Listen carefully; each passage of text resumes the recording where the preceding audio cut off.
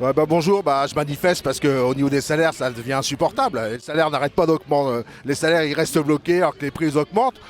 J'ai eu l'occasion de discuter avec des collègues et qui sont amenés à faire des choix. Par exemple, il y en a une là, hier, il me disait, tu vois, j'ai pas envie de télétravailler, mais je vais télétravailler parce que j'ai plus de quoi mettre l'essence dans ma voiture pour venir bosser tous les jours. Voilà, ça c'est le quotidien quand même que vivent des centaines de collègues et que ça devient insupportable, hein. Alors, à côté de ça, en plus, quand on voit les profits réalisés par les grandes entreprises, des Total et compagnie, eux, ils ont du fric à plus savoir quoi en foutre.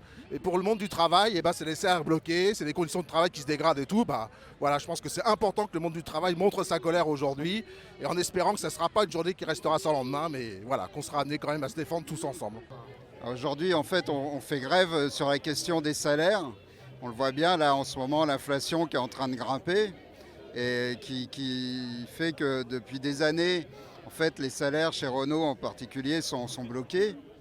Et là, avec l'inflation, on ressent d'autant plus durement la hausse des prix. Quand on voit la hausse des prix, quand on fait les courses, quand on doit se chauffer pour l'électricité, le gaz, la hausse du prix de l'essence.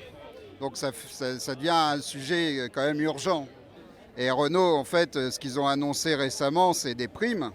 Mais en fait, les primes ne font que repousser le problème parce que ponctuellement, la prime va permettre de peut-être se sortir un peu de la mouise dans laquelle on peut être, du découvert et ainsi de suite. Mais à long terme, de toute manière, le problème, il restera.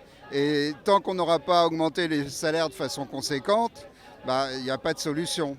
Le problème des salaires, c'est une chose. Se battre pour les augmentations, c'est important et c'est nécessaire, mais ça ne sera pas suffisant.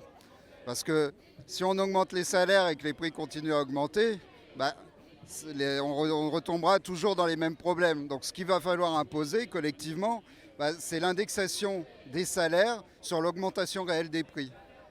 Et en plus, ce qu'il va falloir imposer, c'est le contrôle des prix. Que nous, collectivement, l'ensemble des travailleurs, on contrôle l'augmentation des prix. Je suis venu manifester parce que, bien évidemment, le problème des salaires aujourd'hui, il se pose pour l'ensemble du monde du travail. Moi, je travaille à la SNCF, mais dans toutes les entreprises aujourd'hui, on voit bien que la principale préoccupation, c'est les salaires. Le problème des augmentations de prix, le problème des augmentations de charges, de l'énergie, etc.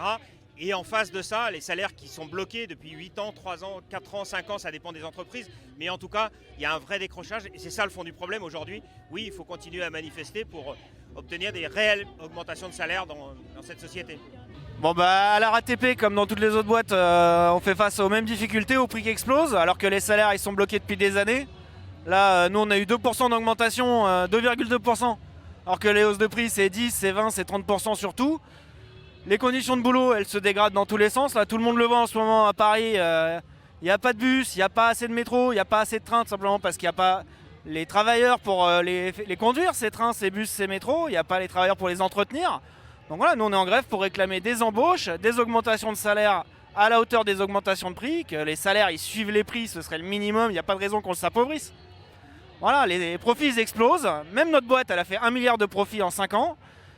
Il y a l'argent, il faut qu'on ait notre part. Donc je suis en grève aujourd'hui avec la moitié de mes collègues de mon établissement, ce qui est considérable et ce qui montre qu'il y a vraiment une colère par rapport au niveau des salaires, comme dans le privé. On était content aussi que ça soit une journée qui concerne à la fois le privé et le public, parce que c'est en se défendant tous ensemble collectivement qu'on pourra imposer véritablement des augmentations de salaire.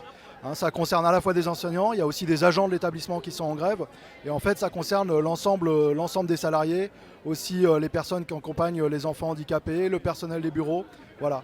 Donc ça c'est un aspect, et puis aussi on est en colère parce on commence à entendre la petite chanson qu'il va falloir faire des économies, donc sur le papier, sur le chauffage, et ça c'est inacceptable. Du pognon il y en a dans la société. On a vu là les profits records d'un certain nombre d'entreprises du CAC 40. Il faut prendre sur cet argent et il ne faut pas détériorer l'éducation des enfants, en particulier des milieux populaires. Donc il faut des augmentations de salaire et puis il faudra que les salaires suivent ensuite l'augmentation des prix. C'est inacceptable là qu'on voit notre niveau de vie petit à petit grignoter de mois en mois. Et ça, c'est quelque chose dont de plus en plus de collègues sont conscients. Et on est aussi conscient que ce n'est pas une journée qui suffira pour arriver à ça. Il faudra des luttes de grande ampleur sur cette question de l'augmentation des salaires. C'est la misère, le capitalisme, c'est la désolation, le renverser, c'est la solution. Toujours plus de milliards.